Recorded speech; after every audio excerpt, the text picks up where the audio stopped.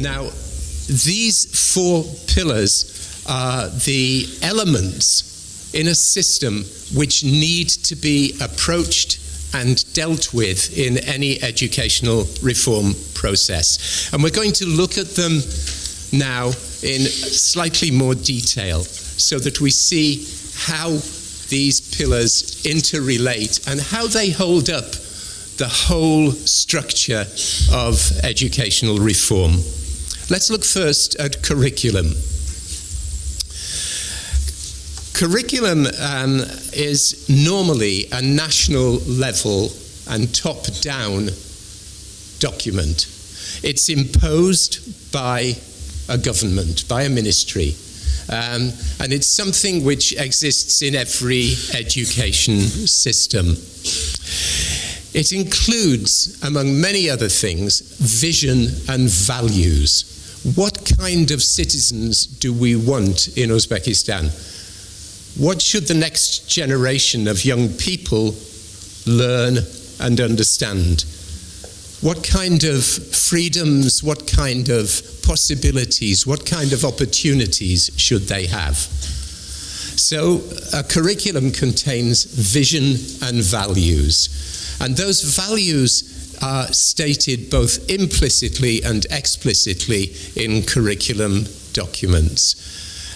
You may ponder on this at school level. We tried to do it also in the preset curriculum. And then the curriculum is a basis for the design of subject syllabuses and for materials. It's probably important for me here just to say that in British English we see the word curriculum normally as not being in the first instance subject specific. It is an overarching document which contains the education policy of a nation, of a country. And from this syllabus, from this curriculum, as part of it, we may have subject syllabuses or syllabi, subject by subject by subject. So we've got curriculum and syllabus which are interrelated. And the curriculum needs to be the basis for materials design, for writing textbooks as well. Textbooks need to match the curriculum. It also contains, or should contain in every instance, standards for assessment. And all curriculum documents should include learning outcomes which can be defined and which can be measured by assessment procedures. These learning outcomes in our national curriculum in the UK, for example, are tested 4 times during a child's school life. The first 3 times within the school, and the last time by A-level examinations which take students to university, just very roughly to give you an idea. And it's a document which may or may not mandate teaching methods. Among curriculum experts, there is disagreement as to whether a curriculum should prescribe teaching methods or not. In language teaching, because methods do change and fashions change, I would recommend that a language curriculum should be methodologically neutral and shouldn't prescribe teaching methods. It should lead to the adoption of materials and teaching methods, but it shouldn't be a prescriptive document when it comes to methods. In other words, you don't want every teacher in the country to be on the same page of the same textbook at the same time at 11:45 on a Tuesday morning, so that everybody does the same thing at the same time. And if you think that's a funny idea, when I first went to Austria in the 1970s, that's exactly how the curriculum worked. There was an English class for all secondary schools at 11-something in the morning, and every teacher knew which page of the textbook they should be on and how they should be teaching. Can you imagine? Austrians are very organized. But they no longer do that. I want to say that. And next, it's a document. Curriculum is obviously a document. It's a document which often gathers dust in the head of department's office. Now, you may know this already. You should, as teachers, you should all know where you can find your curriculum document. When I went around some universities in another former Soviet republic 2 years ago, and I asked heads of department, where is the curriculum? There was an embarrassed silence. And the head of department said, yes, curriculum, yeah. I think I know where it is. Give me 5 minutes. And what happened, of course, was that he went off to look in his bookshelves in the back office and finally came back with the curriculum document and said, here it is, because I wanted to see it. People don't often look at curriculum documents, and this is something which probably we just have to live with. The curriculum is not always accepted by teachers. When the national curriculum was first introduced in the UK in the 1980s, it was introduced without consulting the majority of teachers. And there was uproar in the teaching profession, and they rejected the curriculum. When it was revised in the 90s, teachers were consulted and they were included in the revision process. And the curriculum is now more widely accepted as a result. So curriculum design needs to involve the people who have to actually work with the curriculum in the classroom, namely teachers. And of course, it is also an instrument for reform. So curriculum is quite a strong instrument for reform as long as people are consulted and involved in it. And the key stakeholder in any curriculum is the government. So the government is in control, basically, of the curriculum in any given country. The second pillar, which we move on to now, is materials. And the rector referred to this in his opening remarks. The materials that are used in any given system may be prescribed at national level. And they should match the curriculum. So there should be a connection between materials and the curriculum. In most countries, there is a system for adopting course books at national level for schools. In universities, in most countries in the West, at any rate, there are not usually fixed textbooks. Textbooks in universities are picked and chosen by the individual universities and by the individual lecturers. But at school level, textbooks are mandated by the government. Good materials should be based on sound pedagogical and methodological principles, and they are in fact the basis for classroom work. They are referred to, unlike the curriculum, they are referred to on a daily basis by teachers and learners. Textbooks are sometimes even the Bible as far as a teacher is concerned. When I did some exercises with teachers on metaphors for a textbook, I got things like a textbook is a life belt. Yeah? A textbook is a ladder to success. A textbook is the Bible. Yeah? Without my textbook, I'm lost. So for teachers and of course for learners, textbooks are a kind of comfort blanket which they hold on to in order to get through the teaching year. Textbooks are usually accepted by teachers, but they do love to complain about their textbooks. Teachers love to complain about their textbooks. It's like a workman working with tools and complaining about the tools. And teachers do this on a regular basis. And potentially, materials are a strong instrument for reform. What's important to realize, however, is that textbooks alone can't reform an education system. And we'll give examples of this as we go along. I've worked on textbook projects in many countries. If you just change the textbooks, but you don't change assessment practices and you don't train the teachers, the reform is not going to work. The key stakeholders in textbooks, of course, are publishers and authors. And the publishing industry in the West is a monster industry with huge profits for the publishing houses. So if Cambridge University Press or Macmillan can sell thousands and thousands and thousands of books in Uzbekistan, they're very happy, because they make a great deal of money from it. A lot of publishers take their responsibilities extremely seriously, and they also offer training courses for teachers. But don't be deceived. The purpose of those training courses is to make sure that you use their textbooks. The primary purpose.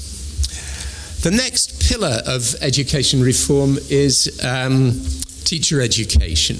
Teacher education, which is both at pre-service and at in-service level. So pre-service level, first of all, is usually national. And the project which we've introduced here in Uzbekistan, the Preset project, is a national project.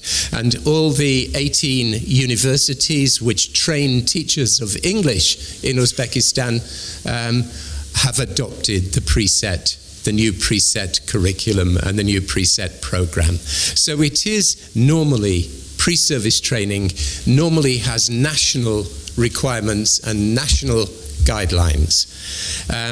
It's based normally on real-world requirements and realities, or it should be. It should be. The problem, to a certain extent, is that it's not always linked to the national curriculum as it should be. The national curriculum needs to be a part, or introduction to the national curriculum needs to be a part of pre-service training.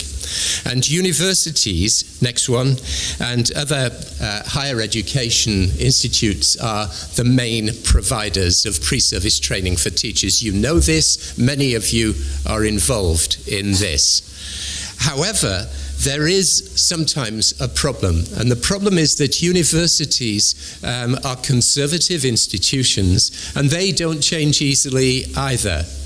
And if you want evidence of this, you think about all the resistance to the preset curriculum which happened in its early days, and how long it took for universities to accept the curriculum, which I think most of you are aware of who are in preset institutions.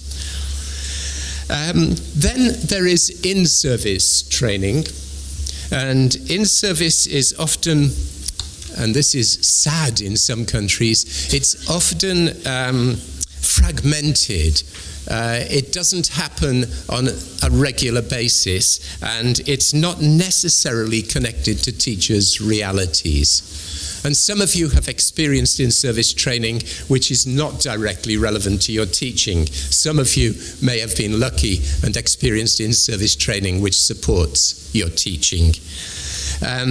It's often, and in both in-service and pre-service this is the case, dependent on the qualities of the provider. So if I could have the next one. The qualities of the provider mean everything. If you have high quality provision, you get good teachers. But it doesn't always work like this.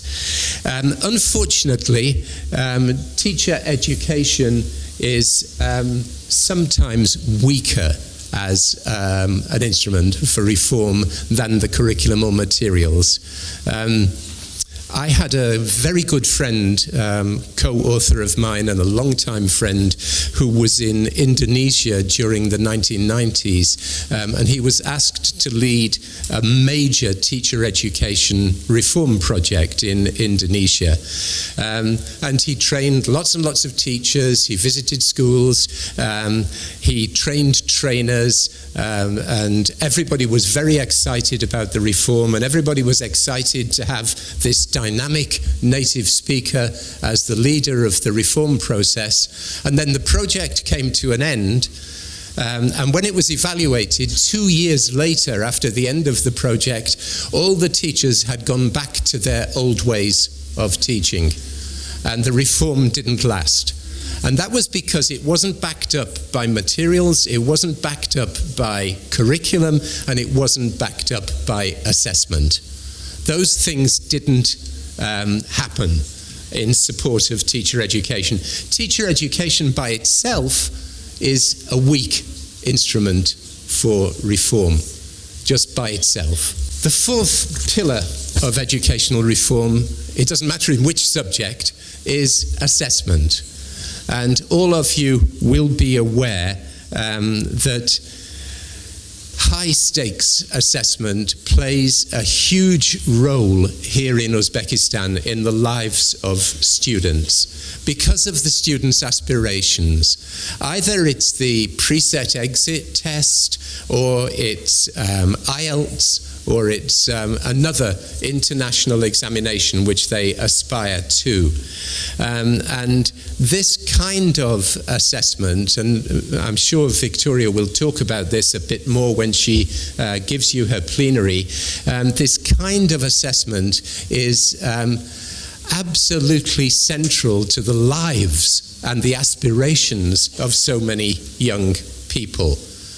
The problem is, as always, if these assessment practices are not matched to teaching, to curriculum, and to materials, assessment becomes a self-perpetuating industry which doesn't have an impact on educational reform at school level or at university level.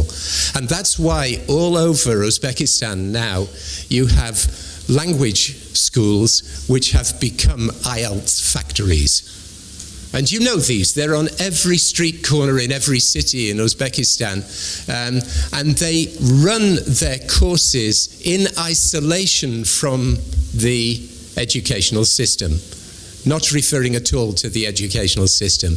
One of the challenges in any educational reform, but specifically in English language education reform here, is to see if these things can be integrated in some way.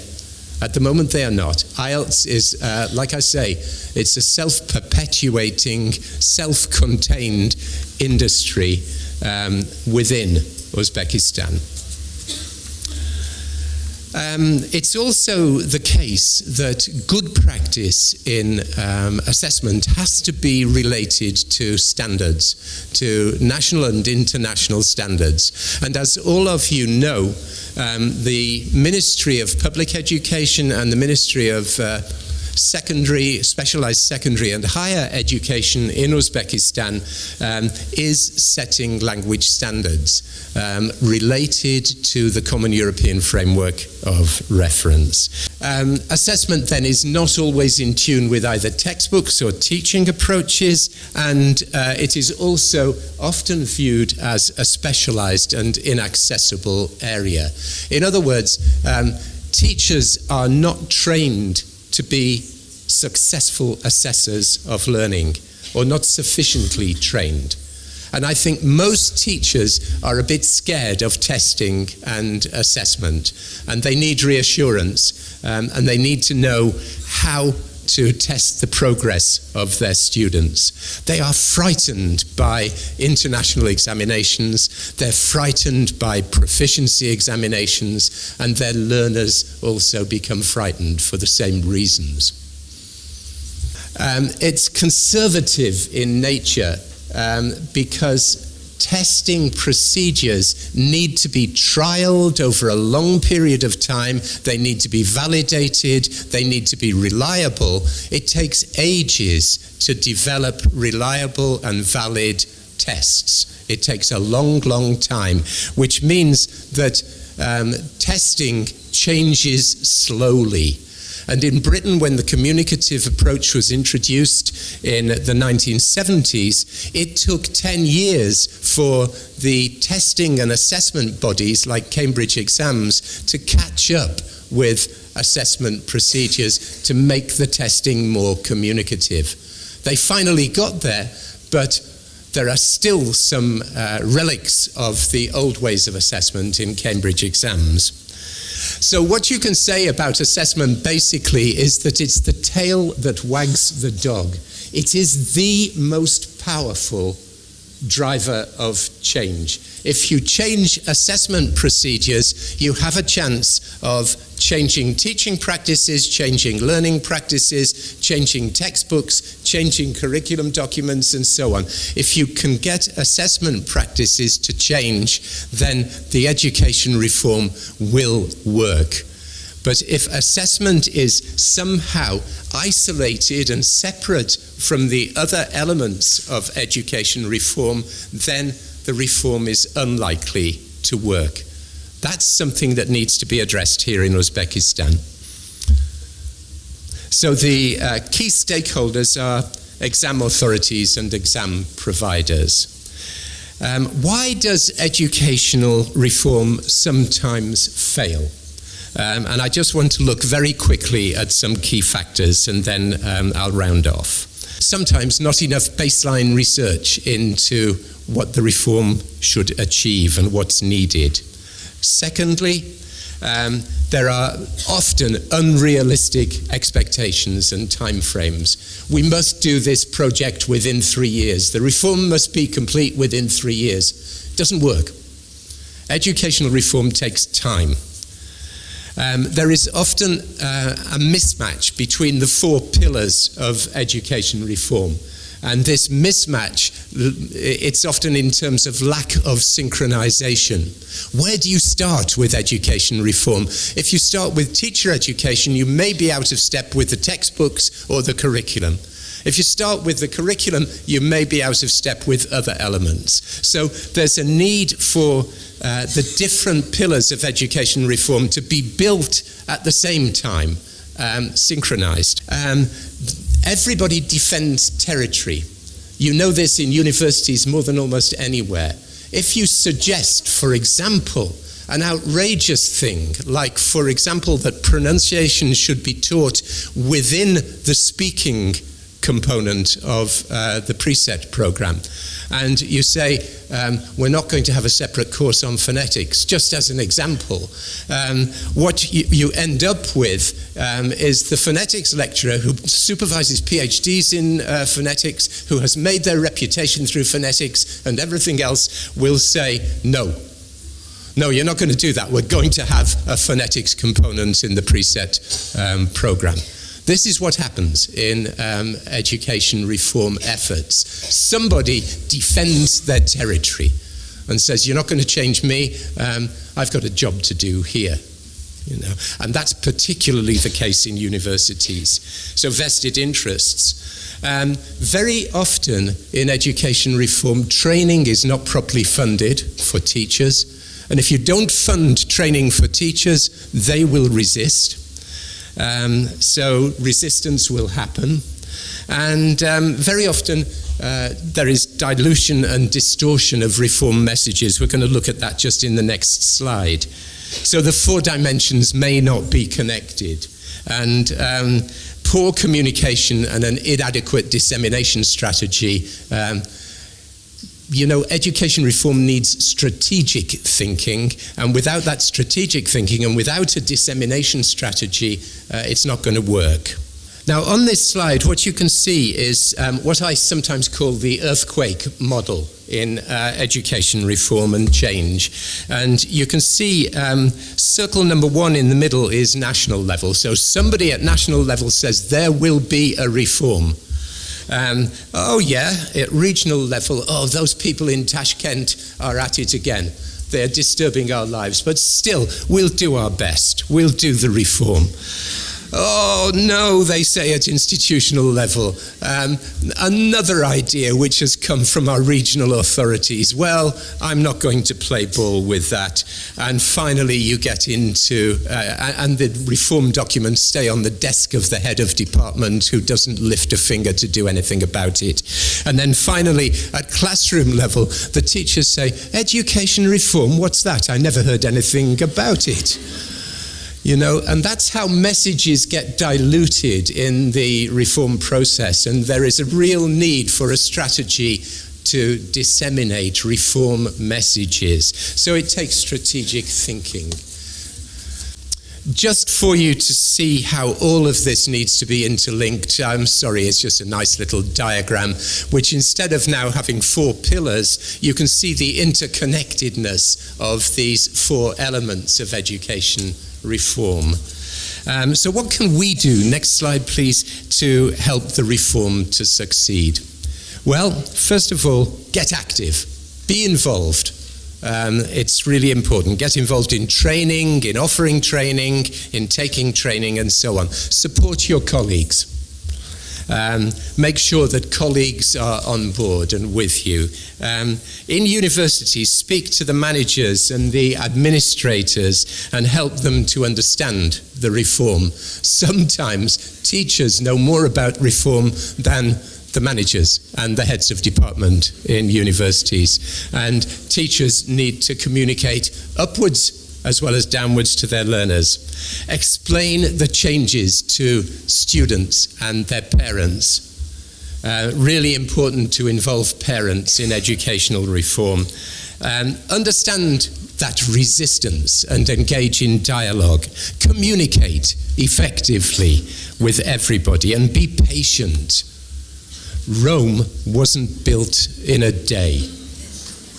We are all agents of change, all of us. Me as a consultant, you as teachers, heads of department, administrators, and so on. And we have an important part to play in the reform.